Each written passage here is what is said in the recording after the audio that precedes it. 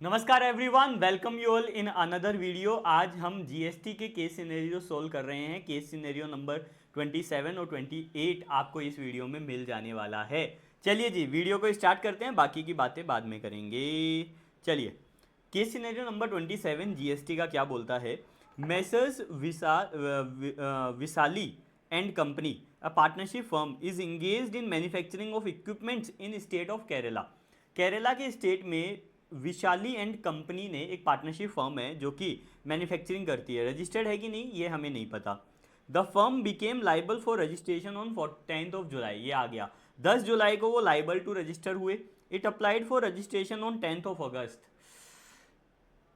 Okay, July August with in 30 days apply करना होता है, विद इन 30 डेज तो अप्लाई नहीं किया। सर जुलाई के 30 डेज आपका 9 तारीख को ही कंप्लीट हो जाएंगे, इन्होंने विद इन 30 डेज अप्लाई नहीं किया। And was granted registration certificate and 14th of अगस्त, तो ये हो जाएगी बेटा आपकी इफेक्टिव डेट। ये आपकी हो जाएगी बेटा इफेक्टिव डेट जिस दिन आपको रजिस्ट्रेशन मिला, क्योंकि इन्होंने 30 दिन में अप्लाई नहीं किया। The firm opted for a monthly return filing, ठीक है बच्चा, यानी कि रेगुलर रजिस्ट्रेशन लिया होगा। The firm received sponsorship services, receive की है sponsorship services from leisure treat bay private limited for a business expo conducted by such company. उन्होंने रिसीव की है, रिसीव का मतलब कि वो रेसिपिएंट है। सर्विस रेसिपिएंट कौन है बेटा? सर्विस रेसिपिएंट है पार्टनरशिप फर्म। तो सर स्पॉन्सरशिप सर्विस ये बोलता है any person to body corporate और कंपनी, तो आरसीएम लगेगा। तो यहाँ पे किसी ने भी अगर बॉडी कॉर्पोरेट या कंपनी को दिया, सॉरी पार्टनरशिप फर्म को दिया, तो आरसीएम लगेगा, इसलिए ये आरसीएम में टैक्स होगा। It received a consignment from messrs safe logistics A GTA which charge 6% of CGST and SGST for their services, तो यहाँ पे बेटा एफसीएम लगेगा। सर एग्जाम तो नहीं होगा? बिल्कुल नहीं होगा, क्योंकि ये पार्टनरशिप फर्म है, रजिस्टर्ड है। अब क्योंकि रजिस्टर्ड है ऑलरेडी, इसलिए ये एग्जाम्प्ट नहीं होगा, एफसीएम लगेगा। It also receive security services from prompt security agency private limited.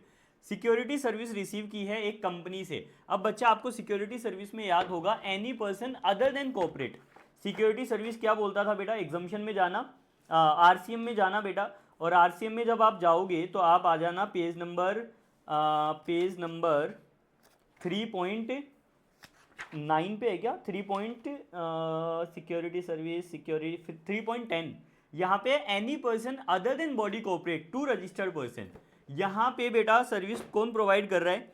Private limited provide कर रहा है, यानी कि बॉडी कॉर्पोरेट प्रोवाइड कर रहा है। तो बेटा ये भी क्या लगेगा? एफसीएम लगेगा, आरसीएम नहीं लगेगा। ठीक है। The firm had opted for composition levy and, क्या बात कर रहा है, ये कह रहा है कि फर्म ने कंपोजिशन लेवी ऑप्ट किया है, गधेड़ा। और यहां पे कह रहा है the firm opted for monthly return filing. इसके ऊपर तो आईसीआई के ऊपर केस हो जाना चाहिए, धोखाधड़ी का। सर एक तरफ तो कह रहा है कंपनी ने मंथली रिटर्न फाइलिंग का ऑप्शन चूज किया, एक तरफ कह रहा है company opted for composition levy and quarter ending सितंबर का 14 लाख का टर्नओवर है। क्या गधा है ये? या तो ये सेंटेंस हटाओ या फिर ये सेंटेंस हटाओ, क्योंकि कंपोजिशन स्कीम में तो एनुअल रिटर्न जाती है, क्वार्टरली पेमेंट जाती है, क्वार्टरली पेमेंट एनुअल रिटर्न। तो सर ये क्या बात हो रही है? ये तो कोई बात लॉजिकल मुझे लगी नहीं। चलो जी, ये कह रहा है कि फर्म ने कंपोजिशन स्कीम ऑप्ट की है जहाँ पे क्वार्टर एंडिंग सितंबर यानी जुलाई अगस्त सितंबर का टर्नओवर है 14 लाख रुपए, out of which taxable supply 10 lakh रुपए, एग्जाम सप्लाई 4 लाख रुपए। अब बेटा ये ट्रेडर हैं या फिर ये मैन्युफैक्चरर है? बेटा अगर मैन्युफैक्चरर है तो आपको याद होगा कि मैन्युफैक्चरिंग के केस में जो टोटल स्टेट का टर्नओवर होता है, turnover in state including your exempt supply, इसका 1% यानी 0.5% सीजीएसटी, 0.5% एसजीएसटी देना होता है। The firm made a supply of consignment to unrelated limited company in the month of October with the market value of 12 lakh rupees, wholesale value of 13 lakh rupees and maximum retail price of 14 lakh rupees. However, the transaction was made at 11 lakh rupees was the only consideration. तो sir यही आपकी value of supply हो जाएगी, यही आपकी value of supply हो जाएगी, क्योंकि बेटा ये अनरिलेटेड कंपनी है, क्योंकि ये अनरिलेटेड कंपनी है तो यही वैल्यू ऑफ सप्लाई हो जाएगी, अंडर सेक्शन 15(1) ट्रांजेक्शन वैल्यू मानी जाएगी। The firm belatedly paid the tax amounting to rupees 40,000 by debiting the electronic cash ledger for the month of December on 9th of February of the succeeding year. Sir यहाँ पे company ने 40,000 रुपये का late payment किया है cash में और यहाँ पे 9 फरवरी को पेमेंट किया है कौन सी रिटर्न का, दिसंबर महीने की रिटर्न का, तो सर आपको ये प्रोविजन याद होगा सेक्शन नंबर 51 जो ये बोलता है कि अगर आपने पेमेंट ही लेट किया, यानी मैं मान के चल रहा हूँ कि रिटर्न ही लेट फाइल की, अगर आपने रिटर्न लेट फाइल की है, ठीक है, for the month of December, दिसंबर महीने की रिटर्न आपने लेट फाइल की है, फरवरी में फाइल की है, तो जब आपको फाइल करनी चाहिए थी वहां से लेके जब आपने एक्चुअल में फाइल की उसका आपको इंटरेस्ट देना होता है, ठीक है।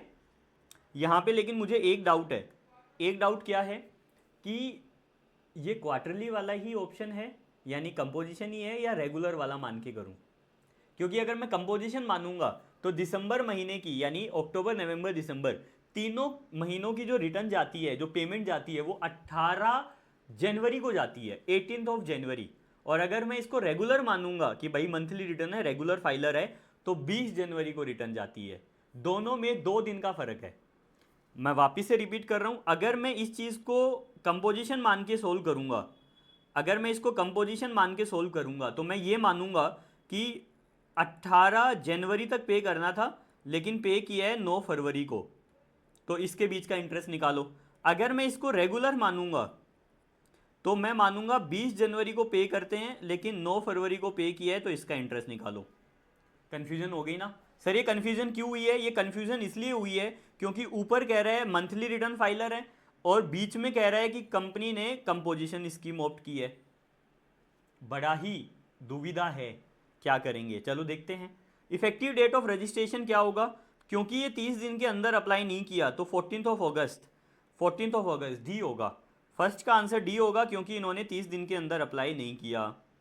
Second, amongst the services availed by messrs Vishali and company for which of the following services are taxable under RCM. RCM के अंदर कौन सी टैक्स होगी? तो यहाँ पे हमने डिसाइड किया था कि केवल स्पॉन्सरशिप सर्विस आरसीएम में होगी, जीटीए वाले भी आरसीएम में नहीं होगी एंड सिक्योरिटी वाली भी आरसीएम में नहीं होगी, तो केवल स्पॉन्सरशिप सर्विस वाली आरसीएम में होगी, यानी कि ए आंसर आएगा। सेकंड का आंसर होगा बेटा ए, सेकंड का आंसर हो गया ए। अब आते हैं बेटा थर्ड पे, determine the value of supply of the equipment. 11 lakh ही होगा, 11 लाख ही होगा, इसमें तो कोई डाउट ही नहीं है। तो सर थर्ड का आंसर आएगा डी, 11 लाख रुपए, ठीक है, इसमें तो कोई डाउट ही नहीं था sir. Compute the GST, compute the tax payable by the firm for the quarter ending September. September quarter का टैक्स कितना होगा? तो हमने ये निकाला था बेटा 14 लाख का 0.5%। 14 लाख का 0.5% कितना हो गया? 7,000, 7,000 ईच। बी आंसर आएगा फोर्थ में। सब बी आंसर क्यों आएगा? क्योंकि मैन्युफैक्चरिंग यूनिट के केस में टर्नओवर इन स्टेट के टाइम पे दोनों कंसीडर करते हैं, एग्जेम्प्ट भी कंसीडर करते हैं एंड टैक्सेबल भी कंसीडर करते हैं। Question number 5, compute the interest payable on the belated payment of tax. Sir interest की कैलकुलेशन पूछिए, मैंने आप बच्चों को बता दिया है कि क्या कंफ्यूजन है।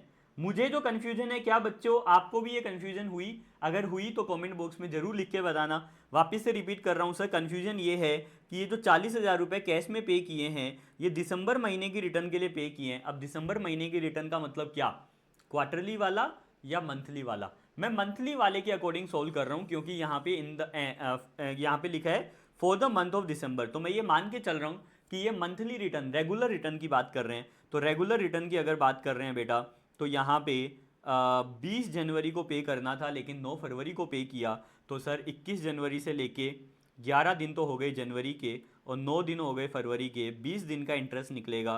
किस अमाउंट पे? 40,000 रुपये पे 20 दिन का इंटरेस्ट निकलेगा फॉर 18% पर एनम, ठीक है। 40,000 into 18% per annum into 20 divided by 365।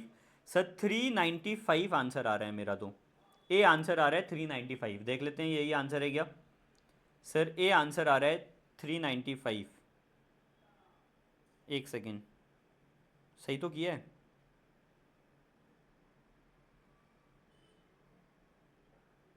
Sir इन्होंने क्वार्टरली माना है, इन्होंने क्वार्टरली माना है कि सर ये क्वार्टरली पेमेंट है। अगर क्वार्टरली माना है, अगर क्वार्टरली माना है बेटा, तो क्वार्टरली के केस में ये वाला नहीं होगा, ऊपर वाला होगा 18 जनवरी से।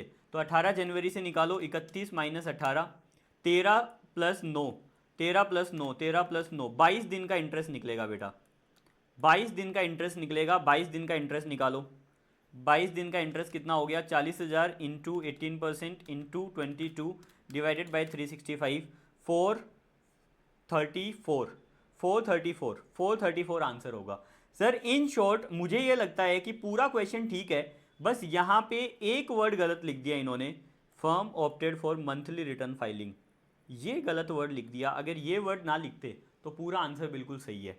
तो आप बच्चा इसको काट लेना। जो भी बच्चा फिजिकल ये केस स्टडीज़ पढ़ रहा है तो वो बच्चा रिक्वेस्ट करता हूँ कि ये वाली लाइन डिलीट कर देना, क्योंकि यहाँ पे कन्फ्यूजन हो रही है मंथली रिटर्न फाइलिंग से। ठीक है बच्चा, चलिए जी आगे चलते हैं। Case study number 28। मज़ा तो बहुत आ रहा होगा आप लोगों को। अगर आप मुझसे कनेक्ट करना चाहते हैं तो इसी वीडियो के डिस्क्रिप्शन में मैंने व्हाट्सएप चैनल और व्हाट्सएप कम्युनिटी का लिंक दिया हुआ है, आइए कनेक्ट कीजिए। ठीक है बच्चा, चलिए।